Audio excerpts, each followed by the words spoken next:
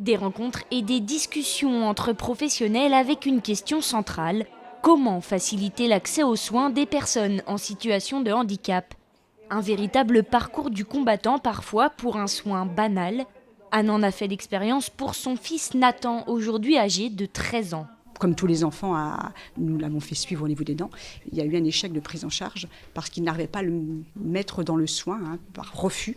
Pour Nathan, trop compliqué d'ouvrir la bouche, quand arrivait l'aiguille, il y avait vraiment une appréhension et une peur. Donc ça s'est très vite voué à l'échec. On est dans une impasse en fait. On se dit il faut. Donc moi des fois j'avais des sentiments de traumatisante en fait, que je demandais absolument que le soin soit fait, mais je voyais bien que mon enfant n'acceptait pas, était trop dans la douleur quoi. Donc il y a un conflit quoi, et c'est intolérable. Pour éviter ce genre de situation, Handy Soins épaule les professionnels. Planification des rendez-vous pour une attente moindre, visite blanche ou encore habituation aux soins, les missions sont multiples.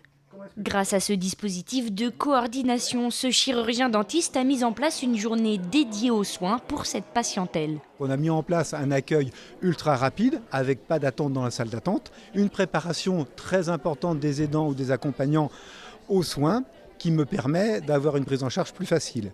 Cela permet aussi également d'avoir des consultations blanches avec aucune précipitation et l'adaptation du patient aux soins dentaires. Depuis que le dispositif existe, on a énormément de demandes de la part des familles et des établissements pour prendre en charge ces patients, en sachant que là, c'est parfaitement adapté. Si le dispositif a fait ses preuves, reste maintenant à le développer auprès d'un maximum de professionnels. Il y a les deux niveaux, effectivement, de plus en plus de monde et de besoins. Tout le monde est concerné par le handicap et l'idée, effectivement, c'est de développer les connaissances autour du handicap pour permettre de faciliter l'accueil de ces patients et qu'il y ait moins d'appréhension parce qu'encore aujourd'hui, le handicap fait peur, effectivement. Il faut du temps et il faut sensibiliser et accompagner les équipes, en fait.